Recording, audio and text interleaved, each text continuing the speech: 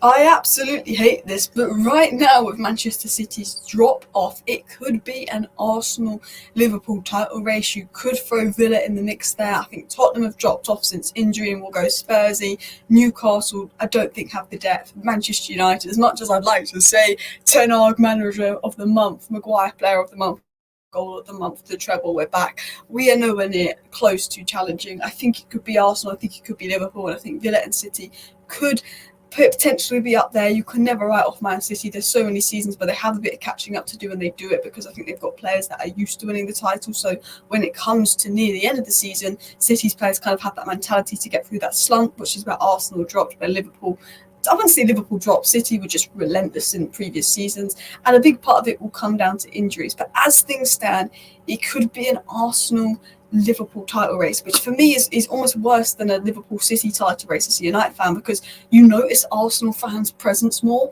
With like Man City fans, I barely, like, you just don't recognise them. They're so quiet. When they win things, you forget about it. If Arsenal win the league, we are not going to forget about that. If Liverpool win the league, I can't forget about that.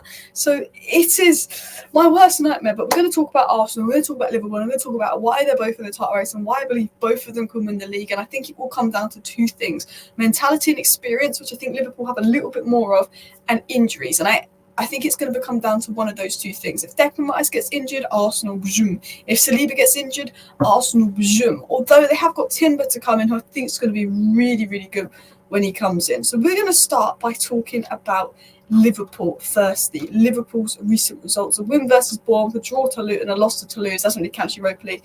They beat Brentford, they drew to City, they beat Fulham, they beat Sheffield United, and they've got Crystal Palace next. Crystal Palace will be a big, big game for Liverpool. So I want to talk about Liverpool this season.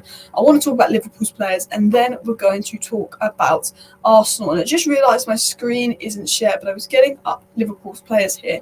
And according to SofaScore, their number one performer is Mohamed Salah, followed by Van Dijk, followed by Szoboszlai, followed by Robertson, who's been injured, followed by Trent, followed by Alisson.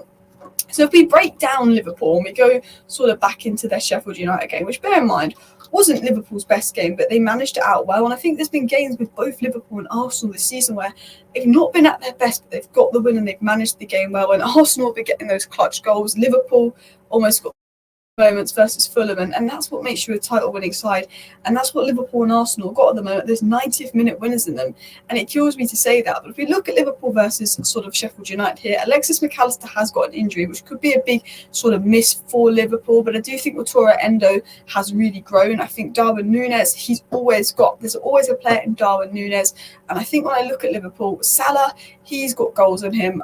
Alisson is the best goalkeeper in the league. He should be back in about 2 games. Van Dijk is back to his best. Matip is out, but Konate is a solid centre-back.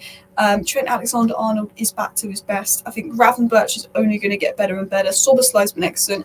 Endo will grow. I think Liverpool are in a good position, but I think because of the Matip injury, that could be killer come end of the season, just because when you're thinking of long-term depth, I think Kwanzaa looks great, but is he ready to be involved in a tight race if something happened to Konate? I'm not sure.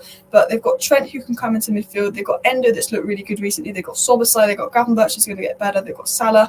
I think Darwin Núñez is a great player. And if you look at Liverpool right now, Curtis Jones, Harvey Elliott, Darwin Núñez, Gravenberch, very good bench depth there as well. Kwanzaa to come back in. Obviously Robertson to come back in. But the injuries are hitting Liverpool. Now, if the injuries get worse, that's when I think Liverpool could potentially drop off. Jota, Thiago, Robertson, Betic, Alisson, Matip. But when you actually think, when all those players come back, Liverpool are going to be even stronger. Liverpool are going to be even better. You think about how good Szoboszlai's been. You think about how good Salah can be. You know how good Van Dijk's been this season and Alisson's been this season. When they've got those core players performing, even if they get injuries, if those core players are performing, it's going to get them through. And having beat or drawing to Man City at the Etihad, Liverpool have got their hardest game out the way. But Arsenal have already beaten Man City, and Arsenal are top of the league, and Arsenal haven't even clicked yet, it feels like. And I think this Villa game will be really telling when it comes to Arsenal, because they haven't quite clicked yet, but they're top of the league. They are defending as a unit. Declan Rice has been absolutely incredible. They've got big players like Partey and Timber to come back from injury. Arsenal could get even better. And I think Villa will be telling, but if you sort of look at Arsenal recently, yes, they lost to Newcastle, but they've got some big wins in recent games. They've won a lot in a row, and they've been getting those clutch goals. Winner versus Luton, Declan Rice gets the winner versus United. They've been getting a lot of clutch goals lately, over the line lately. And I think, you know what? It could be Arsenal's year if they don't get injuries. And this guy could be the difference between Arsenal last season and this season. Arsenal were right there in a title challenge until the end of last season, when you can say they bottled it, but Saliba got injured and all of that. But Declan Rice coming in has been that signing that's elevated Arsenal to that next level. And with City not at their best, this is Arsenal's time to capitalise. And Declan Rice is one of those guys who never gets injured. His availability is great. He's like a captain. He's like a leader. He took West Ham to the Conference League. He could be massive for Arsenal. And I do think about it. They've had a title race last season and they missed out right at the end. I think this season could be Arsenal's year. And the reason I say that is because that core of Saliba, Gabriel and Declan Rice has been just unbelievably solid for Arsenal, that I think they're defensively a lot more secure this season, whereas I think last season they got caught out.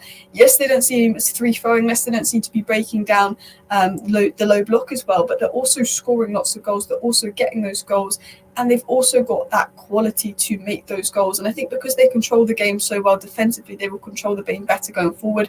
Kai Havertz is going into Arsenal, and I think Arsenal seem to be getting better game by game. They seem to be improving game by game, and I think with players like Timber and Partey coming back, they could be even better. And I think they sort of have that bit more experience in them now this season, whereas I think City have dropped off, which might give Arsenal a boost. And the big difference I've noticed between Arsenal this season and last season is Arsenal winning the big games. They beat Manchester United, they beat Manchester City. If they can beat Aston Villa, that is a big statement. Now, I don't want Arsenal to win the league. I don't want Liverpool to win the league. I don't want Man City to win the league. If it's going to be someone, I would definitely probably pick Aston Villa. I think most people would. But I think City you cannot rule out, just because of we know what Pep's like, we know what City's like, they always find a way. But it feels like it's Arsenal's year because they're getting those clutch moments, those last-minute winners. But then it also feels like, well, Liverpool, now they've got key players back from injury. We know what Jurgen Klopp can do. Jurgen Klopp basically was 1 point off a Premier League title 2 seasons in a row, and that was just because Man City are at the very best. Jurgen Klopp's got the bulk of his Liverpool squad back. He's got this sort of new young rebuild. We know he's capable of winning the league. Jurgen Klopp could be back in there. And right now, I think it's between Liverpool and I think it's between Arsenal for the title race. I've got that core that's really secure as Saliba, Declan Rice, Gabriel, that I think gives them that defensive advantage over Liverpool. Where I think Liverpool have looked a bit more vulnerable defensively this season. But then Liverpool have so much depth in attack. They've got Diaz, they've got Salah, they've got Nunes, they've got Gakpo, they've got Jota. They've got loads of options in attack. They've got Gravenberch, who's not even at his best yet and is a quality player. They've got Szoboszlai. They've got a lot of these creative players, and they've got players like Salah, Van Dijk, who have done it before. You can say Jesus and Zinchenko have done it before. It'll be really interesting to see where this title race goes, see how Arsenal do against Villa, see how Liverpool do in these big games, because both teams have been playing brilliant football this season. Both teams have had games where they weren't at their best, but they managed the game well and they got over the lines. And it kills me to say this as a United fan, but Van Dijk's been incredible, Saliba's been incredible, Declan Rice has been incredible, Szoboszlai's been incredible, Salah's had a great season, Saka's had a great season. So many of their players have had a great season.